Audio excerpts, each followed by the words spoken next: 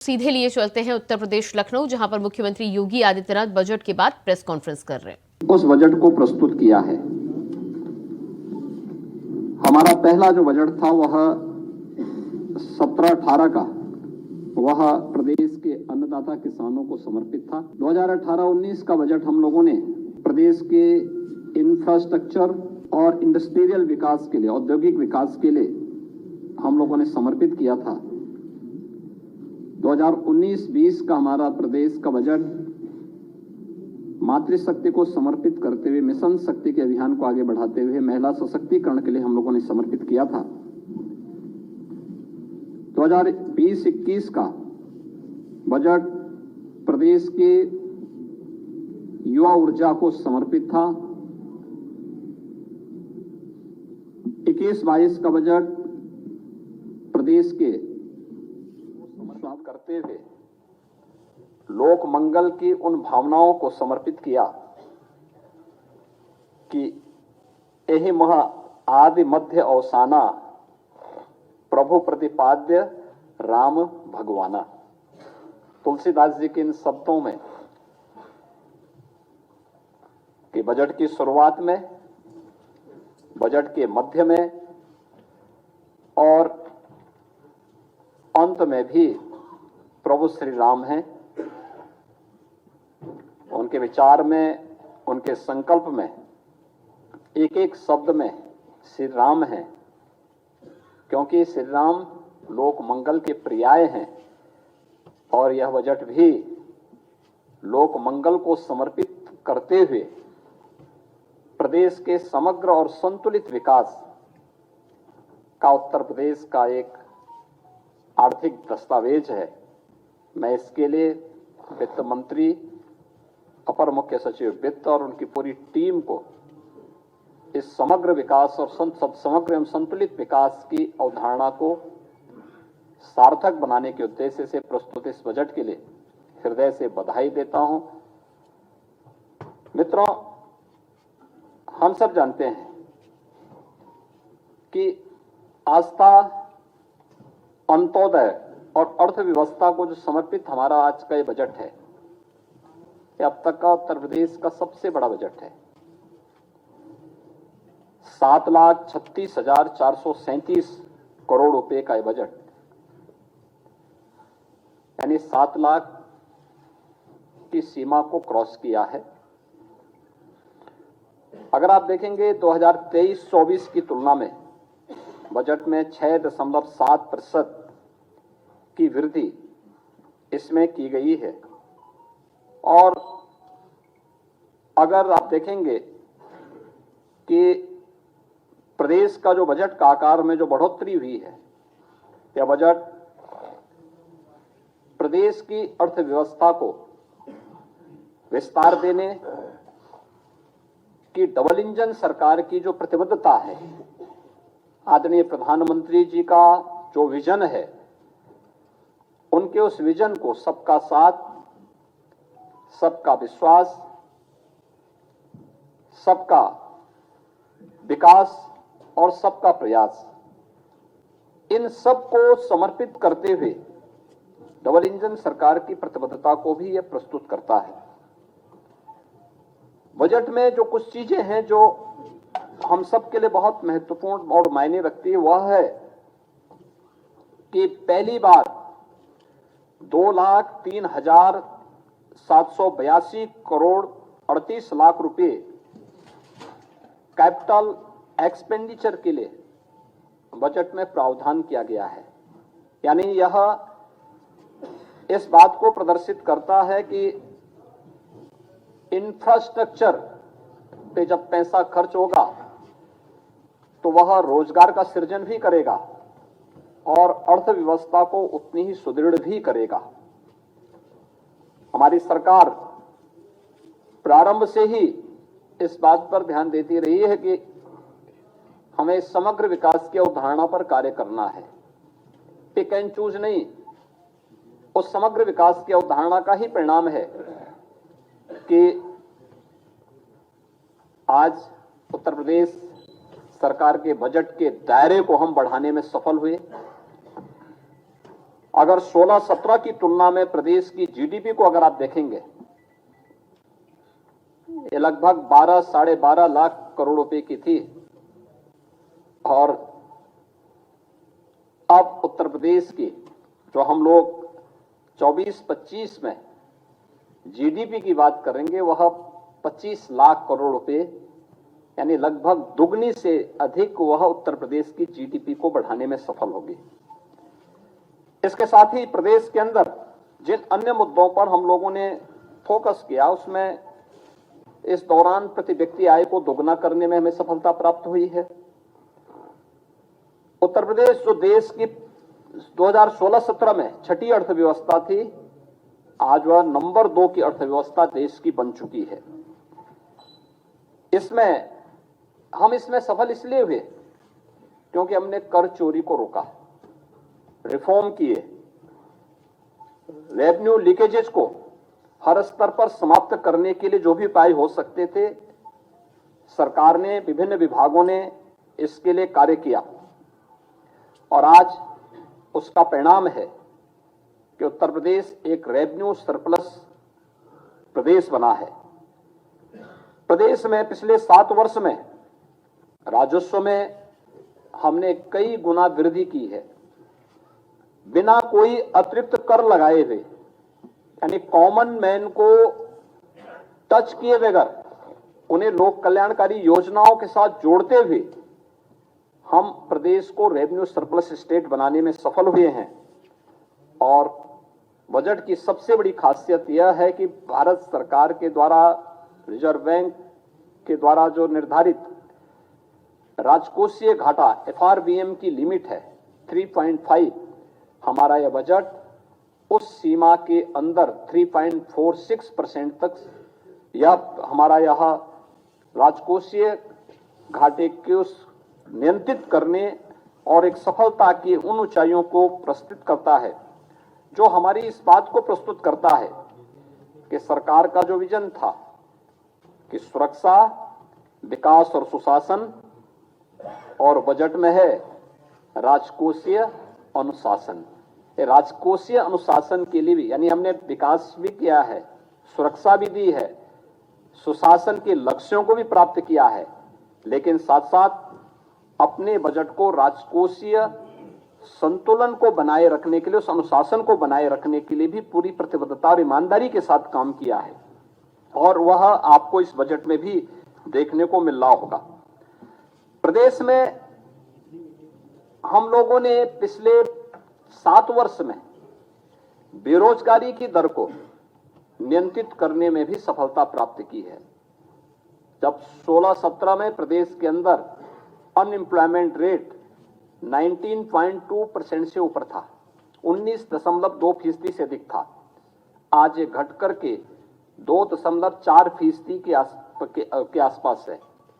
यानी हम उसको नियंत्रित करने में हमें सफलता प्राप्त की है। हमने रोजगार के नए अवसर सृजित किए हैं, प्रदेश में औद्योगिक निवेश के नए वातावरण का सृजन किया है, MSME यूनिट्स को पुनर्जीवित किया है, एक जनपद एक उत्पाद और विश्वकर्मा श्रम सम्मान जैसी योजनाओं ने उत्तर प्रदेश को राष्ट्रीय पलक पर एक नई पहचान भी दिलाई है।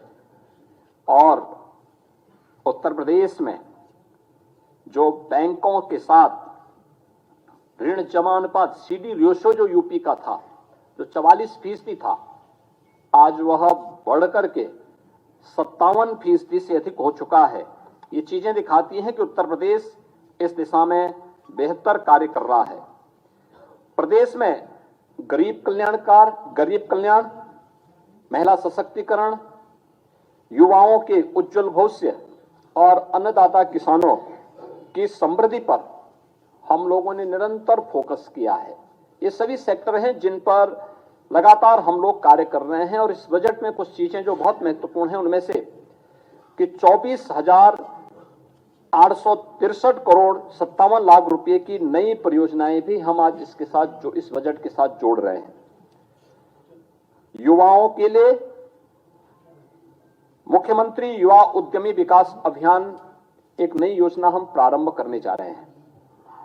इसमें अपने प्रदेश के युवाओं को स्वरोजगार से जोड़ने के लिए, नए सूक्ष्म उद्यमों की स्थापना के लिए, ग्रामीण और शहरी क्षेत्र में रोजगार सृजित करने के उद्देश्य से एक नई पहल की जा रही है, जिसमें ब्याज मुक्त ऋण की सुविधा उन नए उद्यमियों को प्रदेश के अंदर सरकार उपलब्ध करवाएगी। ये सीमा हम 5 लाख रुपए तक की ब्याज यानी 5 लाख रुपए तक की पूंजी पर करने जा रहे हैं। उसमें ब्याज मुक्त ऋण हम उन्हें उपलब्ध करवाने की व्यवस्था करने जा रहे हैं। दूसरा, प्रदेश में रोजगार प्रोत्साहन कोष के गठन की कार्रवाई, जिसमें ट्रेनिंग, इंटर्नशिप और अप्रेंटिसशिप की स्कीम को वित्त पोषण की कार्रवाई के साथ हम इसके साथ जोड़ेंगे। राष्ट्रीय फैशन टेक्नोलॉजी संस्थान की स्थापना यह वाराणसी में करने और 2 मेगा राजकीय ITI की स्थापना और 69 ITI के उन्नयन का प्रस्ताव भी हम लोगों ने इसके साथ जोड़ा है। Sports science and injury centre की स्थापना की कार्रवाई भी प्रदेश में है। वरिष्ठ नागरिक कल्याण कोष की स्थापना और आंगनबाड़ी के उन्नयन की, जो लगभग 22,000 से अधिक आंगनबाड़ी हैं, आंगनबाड़ी केंद्र, मिनी आंगनबाड़ी केंद्र हैं, उनको मुख्य आंगनबाड़ी केंद्र के रूप में अपग्रेड करने की कार्रवाई को हमने आगे बढ़ाया है। प्रदेश में बुंदेलखंड औद्योगिक विकास प्राधिकरण के गठन की कार्रवाई को युद्ध स्तर पर आगे बढ़ाने के लिए भी प्रावधान किया गया है, जो लगभग 46 वर्ष के बाद प्रदेश के अंदर पहला ऐसा नया औद्योगिक शहर बनेगा, जो कानपुर और झांसी के बीच में हम लोगों ने प्रस्तावित किया है। फॉर्चून 500 कंपनियों के लिए FDI पॉलिसी के क्रियान्वयन हेतु भी हमने धनराशि की व्यवस्था की है। आगरा लखनऊ एक्सप्रेसवे को पूर्वांचल एक्सप्रेसवे के साथ जोड़ने के लिए लिंक एक्सप्रेसवे के निर्माण की कार्रवाई को भी हम लोग इस बजट में हम लोगों ने प्राथमिकता दी है। इनोवेशन एंड रिसर्च के लिए आर्टिफिशियल इंटेलिजेंस, मशीन लर्निंग और स्टेट ऑफ आर्ट टेक्नोलॉजी के प्रयोग को प्रोत्साहन देने के लिए भी हम लोगों ने यहां पर व्यवस्था दी, बजट में प्रावधान किया है। IIT कानपुर में medical research and technology centre की स्थापना, 500 बेडेड सुपर स्पेशलिटी हॉस्पिटल की स्थापना की कार्रवाई को भी इस बजट में हम लोगों ने प्रदेश की जो महत्वपूर्ण चीजें हैं, जिस पर जो हमारे पास पोटेंशियल है, वो स्पिरिचुअल टूरिज्म का बहुत बड़ा स्कोप हमारे पास है। अयोध्या है, काशी है, मथुरा वृंदावन है, नैमिषारण्य है, विंध्यवासिनी धाम है, देवपाटन है, बरेली में नाथ कॉरिडोर है। इनकी थीम पर आधारित अवस्थापना विकास की कार्रवाई, प्रयागराज कुंभ के लिए अभी से प्रावधान करके उन सभी कार्यों को समयबद्ध तरीके से आगे बढ़ाने के साथ साथ कुंभ संग्रहालय की स्थापना प्रयागराज में करने और विभिन्न विकास की योजनाओं के लिए भी अभी से बजट का प्रावधान प्रयागराज कुंभ के लिए हम लोगों ने किया है। निसारत गुय सांस्कृतिक केंद्र श्रृंगेरपुर के लिए, इसके अलावा आजमगढ़ में हरिहरपुर में संगीत महाविद्यालय की स्थापना और महर्षि वाल्मीकि सांस्कृतिक केंद्र चित्रकूट की स्थापना के लिए भी धनराशि की व्यवस्था की है। तो अयोध्या में अंतर्राष्ट्रीय रामायण एवं वैदिक शोध केंद्र की स्थापना के लिए भी बजट का प्रावधान इस बजट में किया गया है। कृषि हमारा एक प्राथमिक सेक्टर है यूपी जैसे राज्य में, जहां की एक बड़ी आबादी कृषि पर आधारित है। इसमें अन्नदाता किसानों के लिए हम लोगों ने मुख्यमंत्री खेत सुरक्षा योजना प्रस्तावित की है। प्रदेश में राज्य कृषि विकास योजना प्रस्तावित की गई है, इसके लिए भी धनराशि की व्यवस्था की गई है।